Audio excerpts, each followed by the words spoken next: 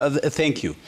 The team that went to Wamunyoro is led by one Rigathi Gachagua. He's the leader of that entire outfit. And that has a lot to say about the group itself and its belief in constitutionalism.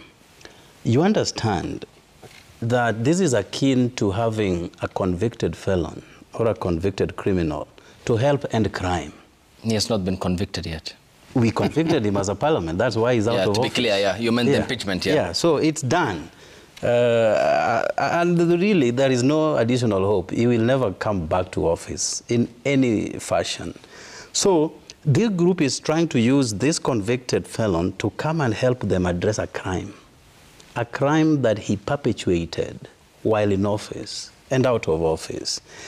So Rigathi Gachagua, who is their leader, really lacks national ethos. And on that basis alone, Parliament chose to impeach him. He's a certified tribalist. You know, when he talked about shares, he basically meant, of course it's public knowledge, that the government was to be for Kalenjins and Kikuyus only.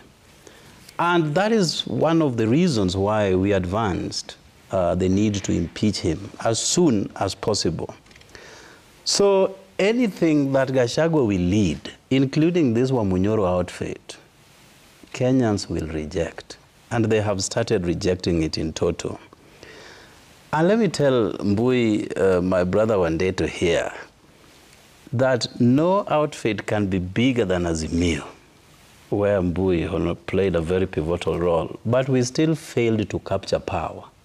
Even with that gusto that we had, such a firebrand, supported and led by a former president who was still in office, controlling all instruments of power, but we still failed.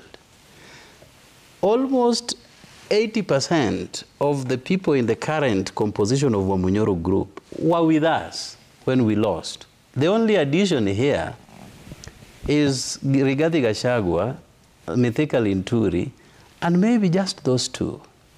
So I don't know how this is going to play out, that we had 80% of Wamunyoro's composition and we lost. And now with the addition of a felon, a convicted felon, they are going to win against William Ruto. Maybe, you know, it is said when devil wants to kill you, they firstly make you mad, you know, then you die a natural death. But I don't hope that they will die a natural death, but the Wamunyoro as a group will die, and it will fizzle out. So this is going to be a referendum on Gachagua, not what they can do as a people or fail to do. The people that you have in that group are just tribal chieftains, and I will explain why. They look at their origin first and their basis. You remember when Matiang'i arrived into this country, I think 3 weeks ago, from United States. Probably he's on asylum, I don't know. He met this Wamunyoro group at Kalonzo Musyoka's center in Karen.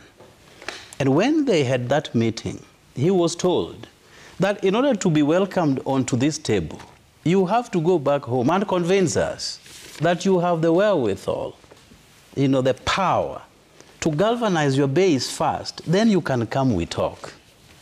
And that is why he was compelled to hold that huge rally in Kisii, in Busiland. Okay. Of course, you know, they had to, in a bid to, you know, win the persuasion of the rest, mobilize as much as possible to have people come out in large numbers and the press to be present and to beam it to the public and to the international community so that he will go back and say that I've already won the Kisii side. So it is about tribal composition. There is nothing new here. There is nothing about Kenya. And which has been, what has charged the political landscape in Kenya? If we are to look at the 2013 coming together of TNA and URP, largely driven by two parties who at the time charged at the ICC for crimes against humanity, William Ruto and Uhuru Kenyatta. 2017, we saw the opposition come together under NASA outfit, Kalonzo Musyoka, Raila Odinga, Mudavadi, and co, including Wetangula, and so was in 2022. What then is different with the Gachagua outfit? Great. Isn't Kenya an ethno-majoritarian democracy? That is where the problem is, and that is what you should ask them. That what is so new, because we have seen these compositions before, and you have given an elaborate catalog of some of those. And from where I sit, and we have gone beyond tribe as ODM party, and that is why we have representation everywhere. Unlike Mbui's party, which is only confined in the 4 counties of Ukambani. But they do have representation equal across the country. Well, the one they have, they fired. He just said here. That was the only one outside. There are others. That's the only one. I don't know, but I sit in Parliament. That is the only one. They fired. So, Fred Matiang'i. But then, Honorable Jared, how do you delink the president from equally being a party to that? Because you just said in your previous submissions that in the appointments, for example, he makes in cabinet, he considers regional balance. Basically, right. It's ethnic composition, is it? No. Regions and ethnic compositions are totally different. And actually, regions are recognized in law. So what then explains why, for example, Central Kenya region had a majority cabinet representation when the president formed his cabinet? That you should ask them. Actually, the appointing authority. And that is where the problem is. They had 2 people controlling government at the time they were elected or announced. Let me use the word announced as winners. Yeah. You had Wamunyoro, who is now the head of Wamunyoro Rigiji, and President William Ruto. And each person had to bring in his people into that cabinet so that they could share. Who did Wamunyoro bring? And you are right to say, only people from the mountain. And by the way, Wamunyoro group, and by extension their leader, Rigiji, is so much into the mountain idea that they lose the bigger picture of nationalism. So that is why when they were making this cabinet composition, he brought 10 out of a cabinet of 22, 10 from the mountain. Because that is his Kenya. His republic is just the mountain. And that is why we said, if this person continues the next 5 years in office, it will be disastrous for our nation. We have to hound him out of office, and we did. And he never made the appointments. You said he brought 10 people on board. Right. 10 nominees. Correct. And they were nominated by who? By the appointing authority. Who is? Who is the president. So is he part of the problem as well? When we are in partnership with you, we are doing business, for example, and we have made profits. And you tell me that out of the profits that we have made, please pay so and so and so and so for me because I owe them debts. Who am I to refuse to pay as you have directed? That is exactly what the president did. Do you fault him for doing that? Those were his shares, and he gave them to his people.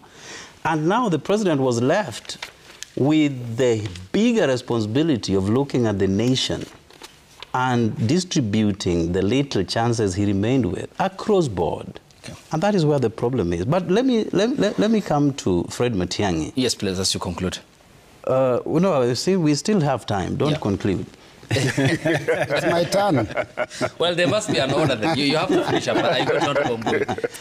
Fred Matiang'i, as has been said here, my friends here claim that he has a record. And you were very right to say he ignored, a plethora, let me borrow from your word, of court orders. Deliberately so, because he controlled instruments of security at the time.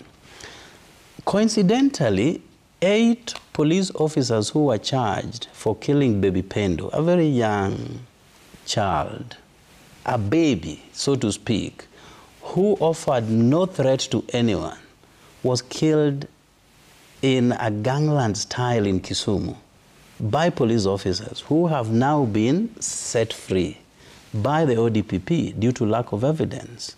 Who was in office at the time when all these atrocities were being meted on our people? Fred Matiang'i. And I listened to him carefully, talking in Wamunyoro grounds, and he was very clever, that he only talked about his achievements within the National Examination Council, because he knows outside that, he has serious imperfections on upholding human rights. Okay. And that is how many Kenyans died as a result. Yes,